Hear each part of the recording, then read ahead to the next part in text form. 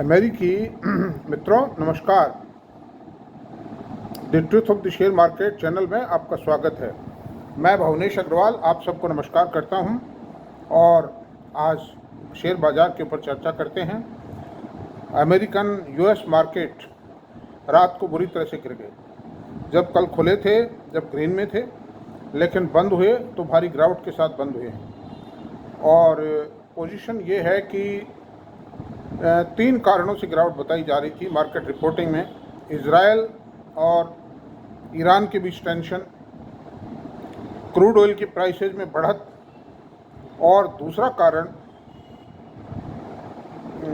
कारण था bond yield में बढ़त। इन 3 कारणों से मेजर रीजन्स 3 थे, इस वजह से गिरावट बताई जा रही थी। लेकिन ये भय था कि आज इंडिया के मार्केट भी आज तो गिरेंगे लेकिन आज भी नहीं गिरे बाजार। आज बिल्कुल नहीं गिरे। मामूली सी गिरावट है, छोटी मोटी ये तो चलती रहेगी। बिल्कुल भी नहीं गिरे, कहना पड़ेगा बाजार है। और बैंक निफ्टी बहुत तेजी पे रहा। इस सबसे ये सिद्ध होता है कि इंडिया के मार्केट जो अमेरिका से कपल्ड हुए थे ट्रेंड के मामले में, अब डीकपल्ड हो रहे हैं। आज की तारीख में डीकपल्ड हो रहे हैं और ये बात शो करती है इंडिया की इकोनॉमी की इनहेरेंट स्ट्रेंथ। आज आरबीआई के गवर्नर साहब आए, क्रेडिट पॉलिसी उन्होंने डिक्लेयर की। क्रेडिट पॉलिसी में कोई ब्याज डिक्लेयर नहीं, कोई चेंजेस नहीं किया interest rate. It's a matter of pleasure. और उन्होंने जीडीपी की जो रेट बताई फाइनेंशियल ईयर 24-25 के लिए, वो 7% प्रिडिक्ट किया, जो रीजनेबल लगती है, अचीवेबल लगती है इन हालात से। और मार्केट स्ट्रॉन्ग है, इंडिया का इकोनॉमी स्ट्रॉन्ग है, ग्रोथ आ रही है। इसलिए एचडीएफसी बैंक कल तेज हुआ ही था, आज भी तेज हुआ है। और रिजल्ट तक हो सकता है तेज़ी बने रहे। बाकी बात की तेज़ी तो रिजल्ट पर बनाएगी और करेक्शन तो आएंगे, छोटे मोटे करेक्शन आएंगे, हेल्थी सिंबल है। इन हालात में ये कहना पड़ेगा कि पर्टिकुलरली लार्ज कैप्स में तो इन्वेस्टर सेफ है, इंडिया की इकोनॉमी सेफ है, लार्ज कैप शेयर सेफ हैं, कंपनियां सेफ हैं, प्रॉफिट में ग्रोथ आती रहेगी, सेल में ग्रोथ आती रहेगी, बाजार बढ़ता रहेगा। लेकिन अलर्टनेस की, सावधानी की हर जगह आवश्यकता है, क्योंकि इसका नाम शेयर बाजार है। मित्रों, अब आज पूरा सप्ताह का अंत हो गया और पूरा सप्ताह अच्छा ही रहा है। अगले हफ्ते में देखते हैं क्या होता है। संभावना अच्छी है, पूरी दुनिया उम्मीदों पर आधारित है, उम्मीद अच्छी करनी चाहिए, अच्छे हालात हैं इन सर्कमस्टेंसेज में एटसेट्रा। अब हम आते हैं, कल मैंने बीएफएसआई सेक्टर का एक बहुत बड़ा जो हिस्सा है इंश्योरेंस सेक्टर, उस पर चर्चा प्रारंभ की थी। और उसमें मैंने नटशेल में यही कहा था कि जितने रिटर्न्स, जितना एप्रिसिएशन एक्सपेक्टेड था, बड़े बड़े एनालिस्टों के द्वारा एक्सपेक्टेड था, डिक्लेयर्ड था, एक तरह से संभावित था, वो नहीं आया। उसका रीज़न कुछ कोरोना भी हो सकता है। खैर, कोरोना काल में डेथ हो तो कंपनी को कंपनसेशन देने पड़े, बहुत से बिजनेस ऑर्गेनाइजेशंस बंद रहे, कुछ ने हो सकता है बीमा पॉलिसी रिन्यू नहीं करवाई हो तो कुछ कम टर्म्स करवाई हो, कुछ फीस कम दी हो। एनीवे, लेकिन इन सब के बावजूद भी इंश्योरेंस सेक्टर जो है उसको 2 भागों में बांटना पड़ेगा। एक भाग है लाइफ इंश्योरेंस का। कुछ ऐसी कंपनियां जो लाइफ इंश्योरेंस का ही बिजनेस करती हैं, जैसे LIC है, HDFC लाइफ है, और भी हैं कुछ, और SBI लाइफ है, और भी हैं कंपनियां। मतलब करीब करीब हर बड़े बैंक ने 2 कंपनियां कर रखी हैं, एक लाइफ इंश्योरेंस में है और दूसरी कंपनी जनरल इंश्योरेंस में।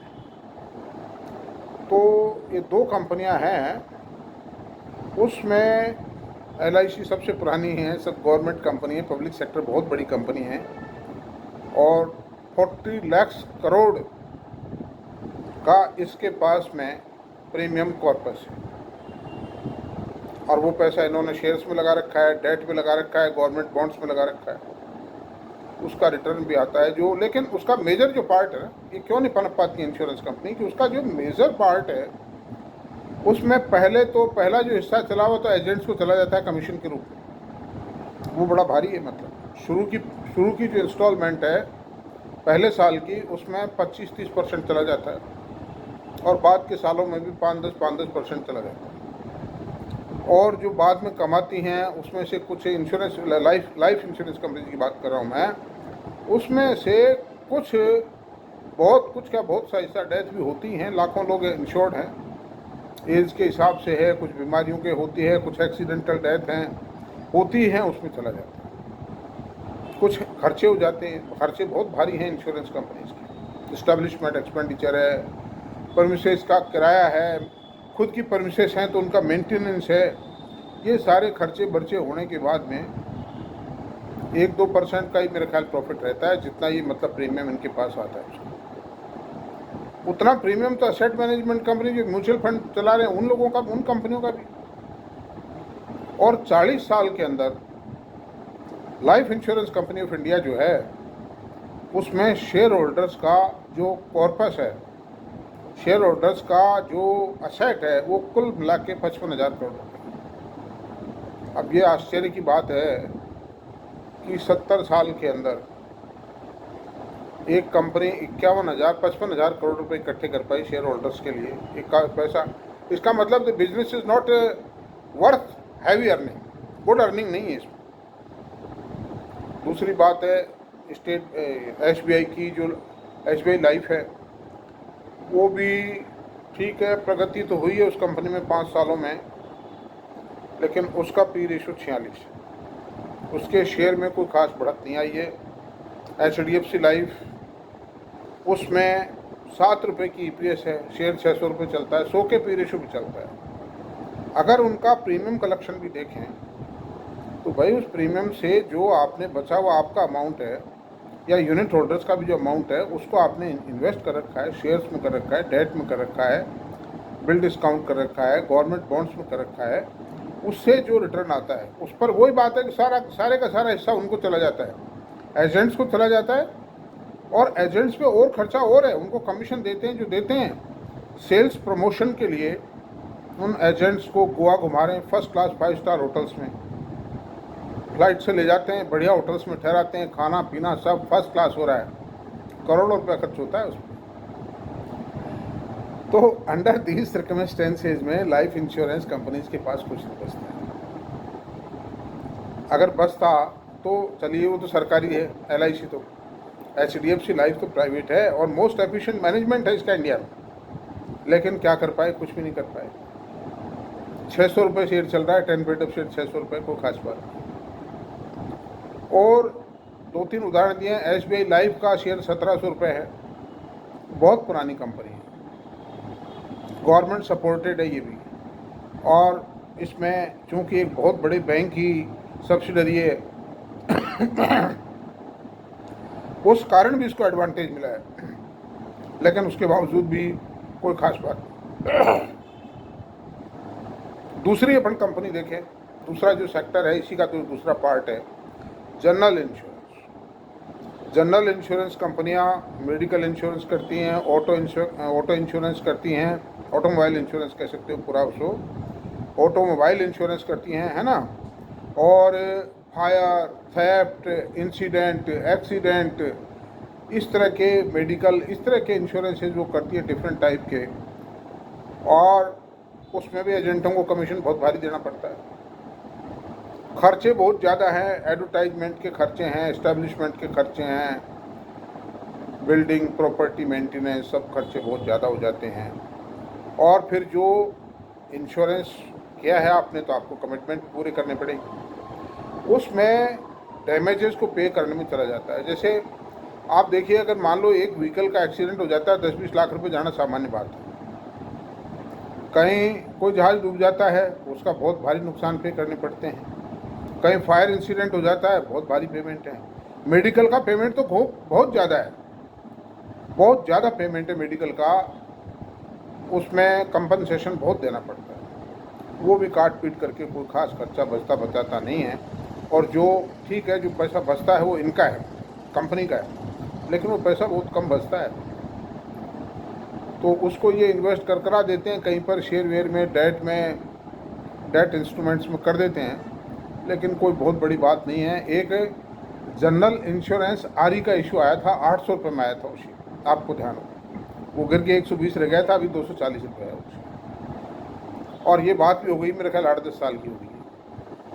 अंडर दिस सर्कमस्टेंसेस में how can we say that the insurance sector is a rewarding sector to the shareholders? No, nothing, कुछ भी नहीं है ये।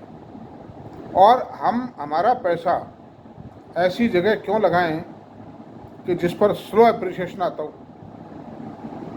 समझे ना आप, पैसा तो सीमित है भाई, उस पैसे को स्लो एप्रिशिएबल असेट में हम क्यों लगाएं? हम तो वहाँ लगाना चाहेंगे पैसे को जहाँ हमारा पैसा एक कम से कम इन्फ्लेशन बीटिंग एफडीआर बीटिंग, मतलब 12-15% का रिटर्न तो मिले कम से कम, शेयर में रिस्क में लगा रहे हैं, वो ऐसी कोई 15% का CAGR मिलने की मेरे ख्याल से इंश्योरेंस सेक्टर से कोई पॉसिबिलिटीज नहीं। और कुल मिलाकर के मैंने भी खरीदे थे इंश्योरेंस सेक्टर के शेयर, लेकिन वो रिवार्डिंग मुझे नहीं लगे। सब थोरोली जांच पड़ताल की, एक एक चीज़ का हिसाब किताब लगाया। मैं काफ़ी क्रॉस चेक और काफ़ी करता हूँ, एक तरह से सिंपल वे में करता हूँ मैं, तो उससे मुझे जचे नहीं, और बेदियर और डिसीजन मेरा बिल्कुल सही रहा। तो बैंकिंग सेक्टर को देख लिया है, NBFCs को देख लिया है अपन ने, और इंश्योरेंस सेक्टर को दिया, और ये जो आपका जो माइक्रो फाइनेंस सेक्टर है उसको भी देख लिया था कल, करीब चर्चा कर ली थी, और करते रहेंगे इन सब पर अपन चर्चा आगे चल के, बीच बीच में रेफरेंसेज आएंगे। अब बचता है asset management companies. Asset management companies बहुत सी जो NBFCs कंपनी हैं, बहुत से बैंक्स हैं, वो तो एक सब्सिडरी के रूप में चला रहे हैं इनको, और बहुत सी कंपनियां फुल फ्लैज केवल इसी काम पर हैं, जैसे बिरला सन लाइफ है, निप्पन है, HDFC एसेट मैनेजमेंट कंपनी हैं, और यूनिट ट्रस्ट ऑफ इंडिया है, UTI एसेट मैनेजमेंट। इस तरह ये 4-5 कंपनियां लिस्टेड हैं, मतलब AMC सेक्टर में। तो ठीक है, प्रारंभिक रूप में तो इन्होंने काफ़ी ठीक ठाक दे दिया है पैसा, ठीक ठाक चल रहे हैं, ठीक ठाक है, सो कोई बहुत बढ़िया नहीं है। और सवाल ये है कि इसमें जब ये IPO आए थे, HDFC AMC आया था और निप्पन का भी लिस्ट हुआ था, और उसके साथ ही थोड़े कोरोना काल में UTI का भी आया, UTI AMC आया, और बिरला सन लाइफ है। बिरला सन लाइफ में तो लॉस हुआ, जो एप्लीकेशन जिन्होंने लगाई थी IPO में उनको लॉस हुआ, और वो मेरे ख्याल तो आज तक भी रिकवर नहीं हुआ है लॉस। IPO प्राइस पर नहीं पहुँचे होंगे, थोड़ा बहुत आसपास होगा। और सवाल ये उठता है कि निप्पन अगर कोई एप्रिसिएशन के नाम पर कहने लगे तो साहब 125 रुपये लिस्ट हुआ था, 450 रुपये, ये कोई बात नहीं है। आप देखिए इसका P रेशो क्या कर रखा है, इसके प्रॉफिट में ग्रोथ कितनी आ रही है, ये सब बातें देखने की बात है। शेयर का भाव कोई माने नहीं रखता, शेयर का भाव तो सुधर जाएगा, बढ़ जाएगा शेयर तो आज नहीं 6 महीने बाद बढ़ जाएगा, साल भर बाद बढ़ जाएगा, अगर कंपनी की परफॉर्मेंस अच्छी है तो। लेकिन कंपनियों की परफॉर्मेंस में कंसिस्टेंसी नहीं है, मतलब जैसे HDFC AMC का शेयर था, 5 पेड ऑफ शेयर 3800 रुपये गया था लिस्टिंग के बाद में, वो रेट आज तक नहीं आई। और निप्पन का शेयर भी 450 रुपये गया था, 450 रुपये है आज। प्रॉफिट की जो गति है वो बहुत धीमी है, ग्रोथ बहुत धीमी है, 10-12%, 15% अगर इनमें ग्रोथ आती है, यानी जितना सब्सक्रिप्शन आएगा वही तो ग्रोथ है। करीब 18-20 हज़ार करोड़ रुपया, यानी 40,000 करोड़ रुपीज़ पर मंथ का इनको लमसम और SIP के रूप में मिल रहा है ऑन एवरेज, 35-40 हज़ार करोड़ रुपये बढ़त आ रही है। आप ये लगा लीजिए कि 12 चौक 48, करीब 5 लाख रुपये साल को एनुअल बेसिस पे इनको मोटा मोटी बढ़त मिल जाती है अपने एसेट में, सारे mutual funds, all the mutual funds, और इनका करीब 60 लाख रुपीज़ का कॉर्पस अभी मौजूद है। तो कितना हुआ भाई साहब, 8% हुआ। 8% की एसेट बेस ग्रोथ हुआ तो उतना ही कंट्रीब्यूशन बढ़ेगा, उतना ही इनका कमीशन बढ़ेगा, उससे ज़्यादा तो कमीशन नहीं बढ़ सकता ना। तो 8 to 10% की ग्रोथ पर कैसे कोई कंपनी हैंडसम एप्रिसिएशन दे सकती है अपने शेयर में? How it is possible? No. इसीलिए नहीं है, मतलब इसीलिए शेयर बढ़े गिर गए, बढ़े गिर गए, तो ये अच्छी बात नहीं है। और दूसरी इन पर नंगी तलवार ये लटक रही है कि सेबी ने, आपने ध्यान होगा, आपको थोड़े टाइम पहले ये कहा था कि ये जो एनुअल चार्ज लेते हैं शेयर होल्डर से, नहीं यूनिट होल्डर से, वो करीब करीब आप समझिए 1.25% से 2.5-3% तक लेते। क्वांट ने तो 3.5% कर दिया था अपना चार्ज। सेबी ने फिर थोड़ा सा डंडा घुमाया और ये कहा कि भाई हम इसके चार्ज को कैप कर देते। इस पर बोर्ड ऑफ डायरेक्टर्स की मीटिंग भी बुलाई थी सेबी ने, लेकिन उस मीटिंग में वो किन्हीं कारणों से, या क्या रहा क्या नहीं रहा, वो कारण तो सामने नहीं आए, लेकिन दैट प्रपोजल वाज डेफर्ड। लेकिन आज डेफर हो गया, कल दोबारा आ सकता है। जब आज प्रेजेंट पोजीशन में ही इनकी viability share holding point of view से नहीं है, तो आने वाले समय में क्या होगा? जबकि आप ये एनालिस्टों से पूछ रहे, अरे साहब ये तो बहुत शानदार है, अरे साहब HDFC AMC बहुत ज़बरदस्त है, निप्पन बहुत शानदार है, लेकिन कोई दम वाली बात नहीं है महाराज। ये 20-25% की ग्रोथ कभी नहीं दे पाएंगे। और अगर किसी शेयर में, अगर शेयर होल्डर्स को मतलब रिच बना सकती है कोई कंपनी, तो वो जब तक 2-4 साल तक 20-25% की ग्रोथ नहीं देगी, नहीं बन सकती। और Asian paint, Pidilite, HDFC bank, ये इसके ज्वलंत उदाहरण हैं। इन्होंने एक लंबे समय तक दिया है। इन्फोसिस है, TCS है, इन्होंने HCL टेक्नो है, इन्होंने लंबे समय तक जब दिया 20-25-40 भी दिया है। उस हालत में शेयर होल्डर्स रिच होंगे, खाली कहने से, बातों से नहीं होंगे। तो ये बात है। अब ये BFSI सेक्टर, मैंने भी खरीदे थे निप्पन के शेयर, ये मैंने खरीदे थे कोरोना काल से पहले खरीदे थे। 5-7 लाख रुपए का घाटा लगा कि मुक्ति भाई साहब क्या करते हैं, कोई बात नहीं। अब वो 450 हो गया, मैंने 300 सवा 300 में खरीदे थे, शायद 250-300 में बेच दिए। मुझे कोई आशा नज़र नहीं आई उसके बाद। और बड़े बड़े आदमी आते थे टीवी पर, वो ये कहते थे बहुत पैसा आएगा। फिर पैसा तो आएगा, लेकिन पैसा आने की ग्रोथ परसेंटेज क्या होगी, टोटल नाप लो ना। हैं, मैंने आपको कैलकुलेशन बता दी एग्जैक्टली। ये कैलकुलेशन कोई नहीं बताता है, सब गोल मोड़ बात करते हैं, देते रहते हैं फटकार अपने मतलब की। मैं किसी की आलोचना नहीं करता, आई एम सॉरी, इतनी बात भी मेरे मुंह से निकल गई है, मुझे नहीं कहना चाहिए, आई रिग्रेट फॉर दैट। तो अब ये बात तो ये रही। देखिए, अब आज का जो वीडियो है वो यहीं तक रहने देते हैं, और मेरा आपसे निवेदन है कि आप थोड़ा सा इसको, ये अगर मेरी बात पसंद आती है, मैं आगे बहुत अभी भी अच्छी कह रहा हूँ, आपको प्रैक्टिकल बात कह रहा हूँ। प्रैक्टिकल बात, सही बात ठोक बजा के कहने वाले बहुत कम लोग हैं। चुपड़ी चिकनी बातें करने वाले बहुत हैं। कह देते हैं 50 शेयर खरीद लो, 7 पीढ़ी बेटी खाएगी। अरे यार तुम ही खरीद लो ना फिर 50 शेयर, तुम काहे को आए हो इस वीडियो पे, किस लिए आए हो तुम वीडियो पे? हैं, ये कोई उनसे पूछने वाला नहीं है। हालांकि सेबी बहुत अच्छा काम कर रही है, इस प्रकार के तत्वों पर बहुत नज़र रख रही है और पनिश भी करती है, लेकिन फिर भी कहीं ना कहीं से कोई न कोई हड़ंगा फिट कर ही देते हैं। ये बताइए यार, अरे इन्वेस्टर्स को सटोरिये मत बनाओ यार, जुआरी मत बनाओ, लॉटरी के टिकट मत थमाओ उनके हाथ में। हैं, ये तेल का, रुई का, बरसात का, क्रिकेट का सट्टे टाइप मत बनाओ आप उनको इन्वेस्टर बनाओ भाई। तो मेरा अगर वीडियो आप लोगों को पसंद है तो आप सब्सक्राइब करें, लाइक करें, शेयर करें, कमेंट करें। आपको कोई भी बात पूछनी, दिल खोल के आप मेरे से पूछें। मेरे वीडियो पर आपको मैं कभी भी ये नहीं कहूँगा कि आपने ये सवाल कैसे किया, क्या किया, क्यों किया। नहीं, I will reply that plenty. मैं तो एक रिटायर्ड एम्प्लॉई हूँ, मेरा तो कोई कुछ बिगाड़ नहीं सकता, और मेरे पास कोई बहुत बड़ी धन दौलत भी नहीं है। जो है वो एक नंबर में है, सब कड़ी मेहनत से कमाया हुआ पैसा है, शेयर बाजार का पैसा है, रिकॉर्डेड पैसा है वो सब कुछ।